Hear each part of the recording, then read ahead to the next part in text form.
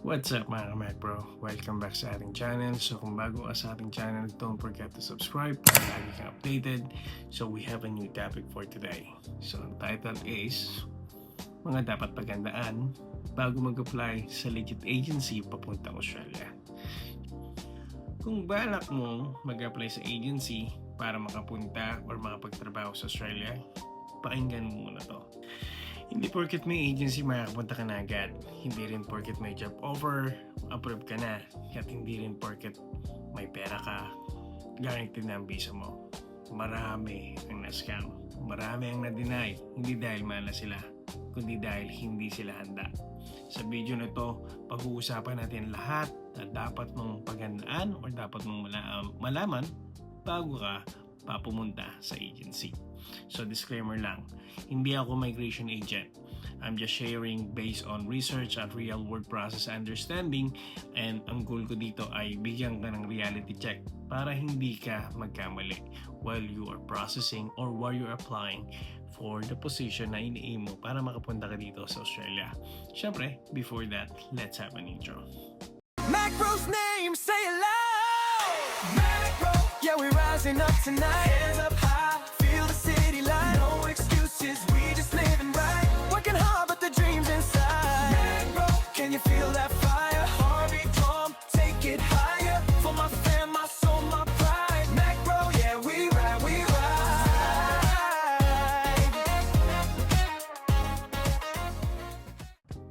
So simulan natin ang discussion. So unang-una, ang dapat mong paghandaan is mental preparation. So unang-una, hindi mo dapat minamadali ang lahat. So unang-una, ihanda mo muna ang mindset mo. So ang pag-a-apply papuntang Australia ay hindi 1-month process lang. Depende sa pathway, pwedeng 6 months hanggang 1 to 2 years. So ganun siya katagal. So tanongin mo muna yung sarili mo, kaya mo ba ang waiting time? Kaya mo ba ang uncertainty? O handa ka ba kung ma-reject ka? So marami excited for sure. Marami excited, especially yung mga natapos na yung initial interview or even final interview, nakapirma na ng contract. So marami na excited. So yung iba so sobrang excited, nagbabayad agad at umuutang agad. Tapos pag may delay, nagpapanik. Which is usually ganun nangyayari. So especially if bago ka lang nag-a-apply or bago ka lang sa sistema kung paano mag-apply papuntang Australia. So honestly, kasama talaga ang waiting time pagdating sa pagpoproseso kung nag-a-apply ka ng trabaho or even student visa papuntang Australia. So punta tayo sa second. So second is alamin kung qualified ka talaga. So bago ka pumunta sa agency, dapat alam mo kung qualified ka. So unang-una is dapat alam mo kung yung occupation mo or yung trabaho mo is nandun sa occupational list na binibigay ng Australia. So sa occupational list ng Australia, doon mo makikita if pwede kang issuean ng visa na 482 or 491. So ang Australia may skilled pathway siya, which is nabanggit ko na yung 482 at 491. Yung SID 482, ito yung employer sponsored visa, which is na-discuss ko na to sa mga previous vlog ko. Then pagdating naman dun sa isa, yung tinatawag na subclass 491, point-based system to. So point-based siya, so maraming kailangan pumasok sa'yo sa mga qualification mo. So sa 491, kailangan yung age mo, hindi ka overage, may English ka, so sa English at least may sa IELTS mo at least meron kang ban na 6, sa PTE mo at least meron kumpleto yung ban mo ng 50. Then syempre experience din. So pangalawa, yung English exam na banggit ko nga is kailangan maipasa mo yan. So kadalasan sa agency hinihingan na ang bawat applicant na English exam, IELTS or PTE. Do kahit ano naman doon sa dalawa, at least maipasa mo siya. Sa IELTS at least makakuha ka ng 6. Then sa PTE naman at least 50 lahat. So hindi pwedeng marunong lang mag-English. So kailangan dito maipasa mo yung exam nila. So pangatlo is yung work experience. So usually minimum of 2 to 3 years relevant experience, but yung ibang agency humihingi sila at least 5 years para alam mo yun, nasa safe ka, nandun sa safe bracket ng experience mo. Then hindi counted kahit anong trabaho, so dapat aligned sa occupation. So it means, for example, if you are applying for a welder or mechanic, so dapat pag sinabing 3 years experience, straight yun 3 years na puro welder or puro mekaniko yun naging trabaho mo. So tandaan, agency will not fix your qualification. Siyempre, kailangan dito lahat legitimate, lahat dito dapat totoo. Hindi pwedeng, alam mo yun, hindi pwedeng doktorin, hindi pwedeng recto lang. So kailangan lahat yan possible or pwedeng i-validate ng immigration ng Australia, kasi kung mandadaya ka, tandaan nyo, mahuli lang din kayo. Sayang yung application nyo, then pwede pa kayong maban ng 3 years dito sa Australia at hindi kayo basta-basta makakapag-apply. So kung kulang ka, ibig sabihin kulang ka talaga. So that's why you really need to make sure yung mga nabanggit ko, yung experience mo, yung English test mo, maipasa mo para malaman mo if you are really qualified. So yan yung pangalawang topic or pangalawang definition na masasabi mo na you are 100% prepared. Then number 3 is financial preparation. So dito madalas nagkakaproblema ang mga tao. So actually hindi kasi basta-basta eh. Pagdating sa financial, kailangan preparado talaga. It means talagang may ipon ka. So hindi to 20,000 peso process lang. Hindi siya 20,000, so good to go na. So mga possible na gastos dito. Banggit ko nga kanina, mga posible na gastos, yung English exam fee, sa possible nasa, kung sa Pilipinas, around siguro mga 15 to 20,000 pesos yan.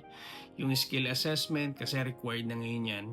So kailangan kung skill worker ka, kailangan mo talagang dumaan sa skill assessment. If I'm not mistaken, ang nakita ko doon sa huling pinadalang contract or nakita kong babayaran ng applicant is nasa around $3,000. So possible, I think nasa most probably more than 100,000. Pero usually, katulad ng company namin, ang ginagawa is sinasalary deduction na lang yon. So, yung visa fee naman, kung hindi ka naman 491, kung 482 ka, ang ginagawa kasi dyan is si company ang nagsushoulder, ang ginagawa salary deduction na lang. Then yung iba naman is yun yung halos binabayaran ng mga applicant is yung tinatawag nilang placement fee. So sa placement fee, iba-iba yan. So hindi ko siya pwedeng i-discuss kasi confidential yan, but depende yan sa agency. Nakadepende yan sa agency. Then, next is medical examination. So sa medical examination, nandiyan yung x-ray, blood chem or TBC. So ano pa ba? Urine test, kailangan ka ng drug test. Then sa eye and dental kasama yan. Then police clearance. So sa Pilipinas, NBI lang naman yung hinihingi. Pero if you are ex-abroad, kung nagtrabaho ka sa Saudi, nagtrabaho ka sa Dubai, or nagtrabaho ka sa manpanig ng mundo, kailangan mong kumuha ng police clearance from that specific country. So kung wala pang 10 years na nakakaraan na nakapagtrabaho ko dun sa bansa na hindi nag-a-apply sa Australia, immigration is needing the police clearance coming from that country. So actually, challenge din yan. When I was working in Dubai, so hindi ko kasi alam na kailangan pala ng police clearance. So kailangan kumuha ng police clearance coming from Dubai back then 2023, sorry.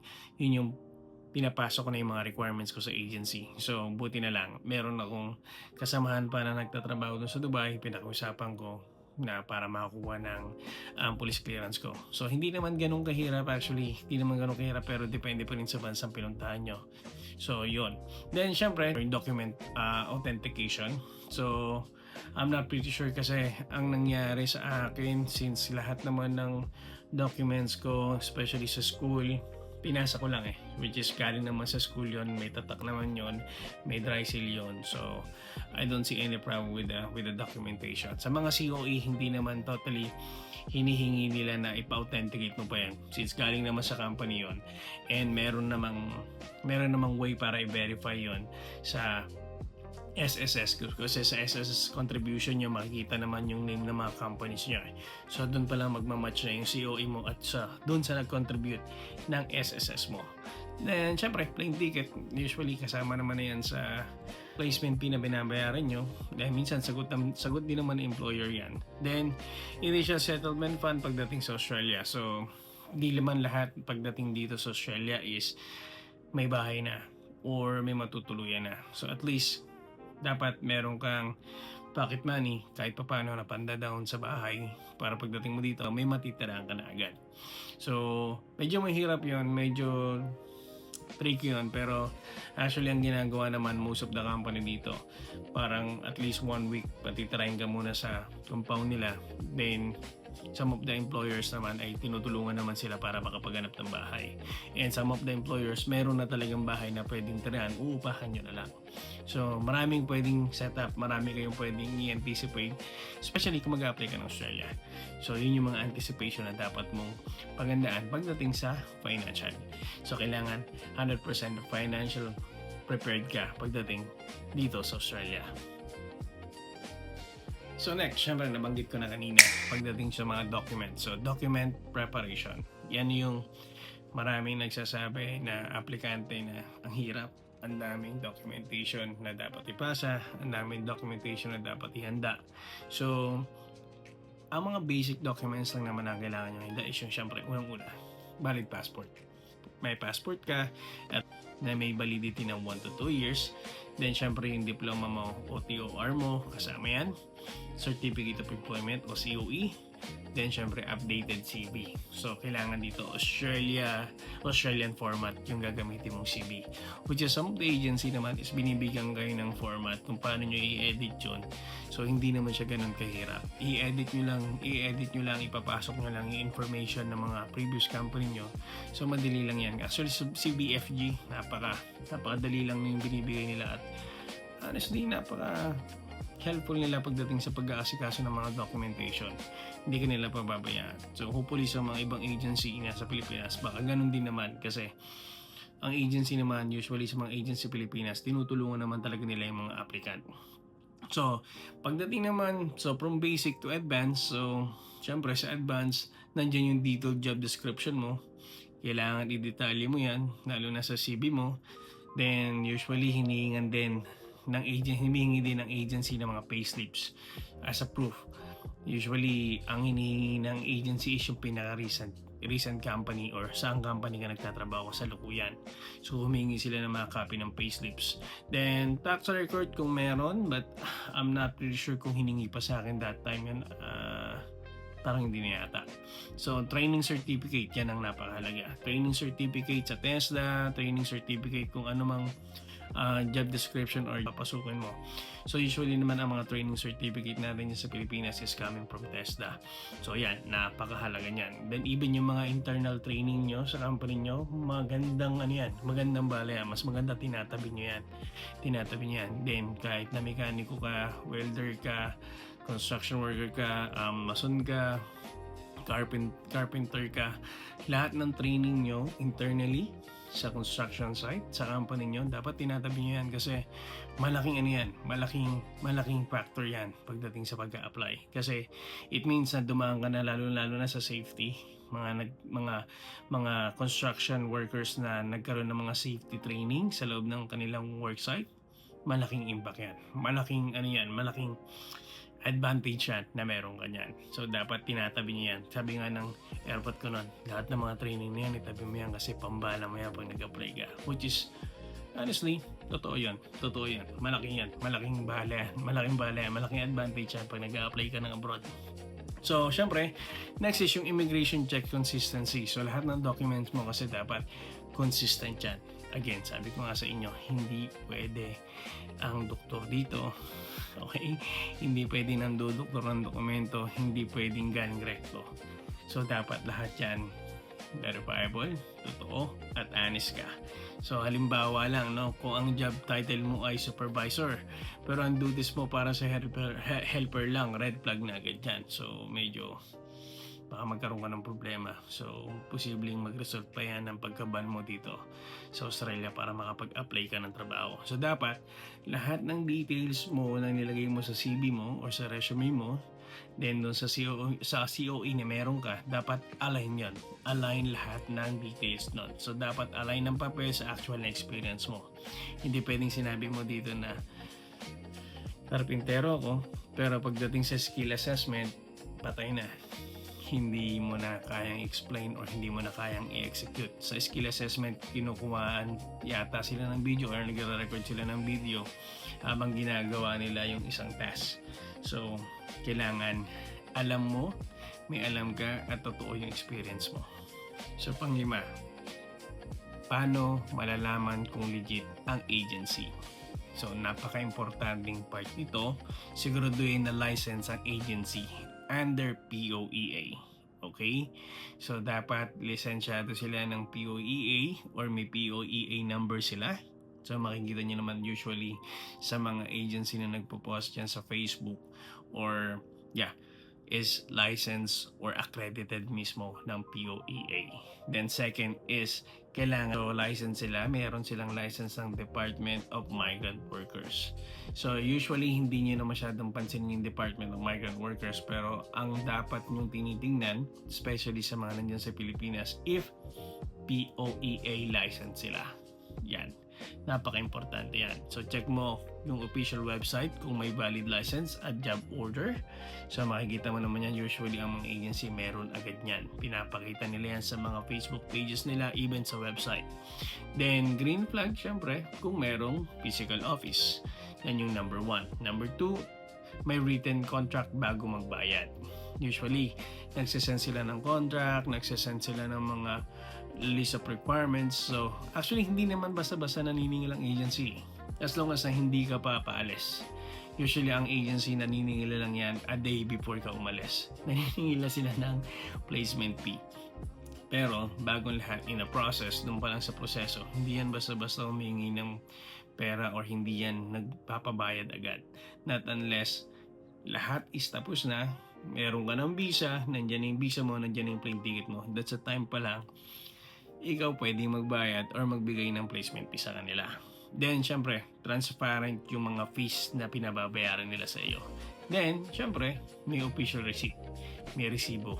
Hindi ka pwedeng magbabayad lang tapos wala na. Verbal agreement lang. No, walang ganon.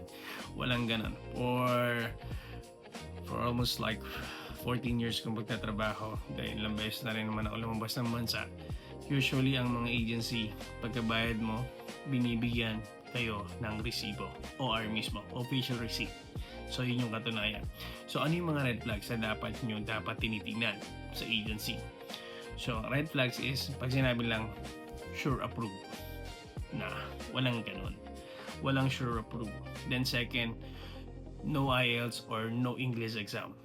Walang ganun. Especially ngayon, mahigpit na ang immigration, is number 1 requirement sa rin niya, English exam. So kung wala kang English exam, no, totally no.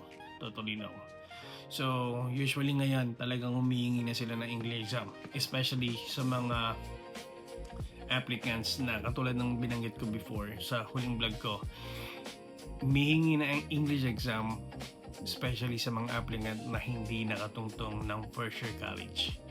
So yan.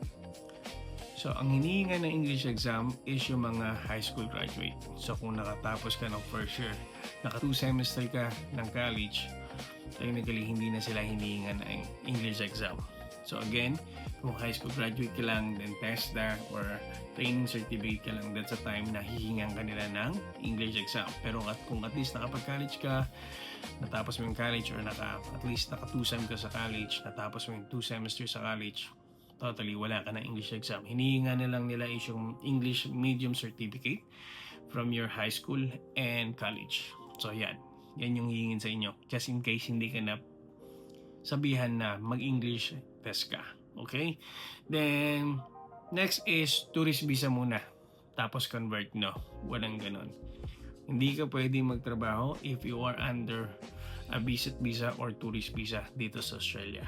So number 1 red flag din yan. So napaka-importanting malaman mo ang tourist visa is hindi pwedeng magtrabaho dito sa Australia. So dapat ang typical na binibigay na visa agad is SID 482 if you are a skilled worker. Okay? Then next, pinipilit ka magbayad agad. So katulad nga ng sinabi ko, ang mga agency na legit, hindi yan basta-basta nagpapabayad. Nagpapabayad na lang sila if nandyan na yung visa mo or may plane ticket ka na. Then, transparent sila sa mga fees na babayaran mo. Hindi yung basta-basta na pag-apply mo, inabot mo yung resume mo, binigyan ka ng contract, then hihingan ka ng bayad, no? Wag na wag kayong papatol sa ganon. Shoot ka agad sa banga doon. Scam yun. Okay? So next, expectation versus reality. Yan yung dapat mong paghandaan. Sa pagdating mo sa Australia, hindi agad permanent resident ka agad. Dapat alam mo yung proseso kung paano maging permanent resident. So, hindi basta-basta yung pagdating mo dito, PR na ako. No. Mahabang proseso pa yan. Then second, mataas ang cost of living, which is kung makikita nyo dun sa previous vlog ko, eto siya. So, mapapanood nyo dyan kung magkano ang cost of living, especially dito sa Brisbane. So, medyo, kung mapapanood yan, medyo madugo yung computation. Pero, yan yung realistic computation kung paano mabuhay dito o kung magkano yung gastos para mabuhay dito sa Australia.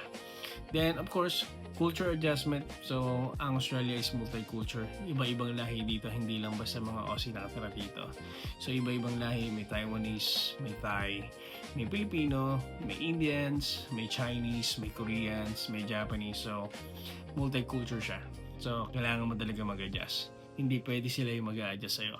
So, dito technically dapat malawak yung pangunawa mo. Hindi mo pwedeng dalhin dito yung ugaling Pilipino na sila yung mag-adjust sa akin. No, hindi ka nun. If you are working in a different country, dapat ikaw ang mag-adjust dun sa kulturang meron sila. So, kailangan yan pagdating dito sa Australia.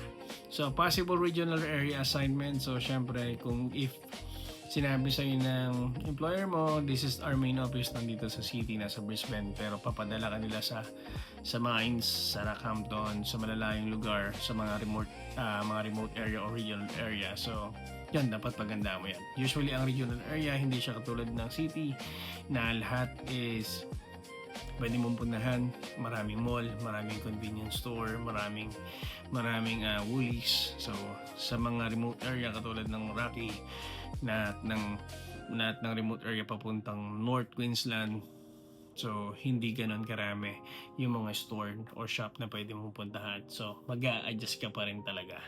So, next, hindi instant success. Syempre, hindi yan instant success pagtungtong ng paa mo dito sa Australia. Hindi pwedeng sabihin mo na I'm successful now. No, hindi ganon. So, dito sa Australia talagang di ka ng labanan dito. Once na dumating ka dito, dapat, tulad lagi ng sinasabi ko sa vlog ko, kailangan ang baon mo dito is tibay ng dibdib, tibay ng loob, lawak ng pag-iisip, at syempre, maging focus ka sa goal mo. Syempre, hindi mangyayari yan, hindi ka magiging successful if hindi mo ipagkakatiwala sa taas lahat ng ginagawa mo. So dito, lahat posible. Pero dapat handa ka sa mga bagay-bagay na pwedeng maging challenge sa'yo. Kailangan malawak ang pangunawa mo. Kailangan matatag ang dibdib mo. At syempre, para tumatag ang dibdib mo, may ka ng lakas sa taas at mag-focus ka sa goal na meron ka. So, yun. So, again, ang agency, hindi yan magic. Hindi yan na pag-apply mo sa agency, boom, okay na, makapunta na ako ng Australia. No, hindi. So, hindi sila shortcut. Ang agency, hindi shortcut yan. Hindi sila guarantee na makakapunta ka ng Australia. Siyempre, lahat yan is naka-base sa documents, sa paghahanda, sa pera na meron ka, at siyempre, sa focus o goal na meron ka. So, lahat na nabanggit ko kanina, kung yon is prepared ka, and you know na eligible ka na talaga mag-apply, then puntahan mo na yung mga agency na pinost ko before. But ngayon, ipopost ko ulit. Ito siya. So, puntahan mo yan. So, yung mga agency niyan, 100%, I can assure you na legit siya. Then, meron mga POE license yan. So, may mga POE license sila. So, I'm sure lahat ng mga pinopost nila sa mga Facebook pages nila is talagang guaranteed na hiring dito sa Australia. So, kung seryoso ka talaga, mapunta sa Australia, simulan mo sa tamang preparasyon, hindi sa excitement. Okay? Hindi pwedeng excited ka. And let's do it. No. may tamang process at preparation ang pagpunta sa Australia. So kung may natutunan ka sa video na to, please comment down below na sabihin mo handa ka. Then if ever you have a question, just ask a question or write a comment. Then sasagutin po natin as much as na makakaya natin sagutin yung mga tanong nyo. Then again, maraming salamat sa mga bago nating subscriber. Maraming salamat sa patuloy na panonood ng ating vlog. At I hope na lagi ako nakakatulong at nakakapagbigay ng idea at knowledge sa mga gusto makapunta dito sa Australia. So kung gusto mo ng mas detalyadong breakdown ng specific visa pathway, sabihin lang sa comments. So maybe by our next topic, siguro yun ang pwede natin i-discuss. So again, maraming salamat mga ka-Mac Bro. Don't forget to like, share, and subscribe sa ating channel. And God bless everyone.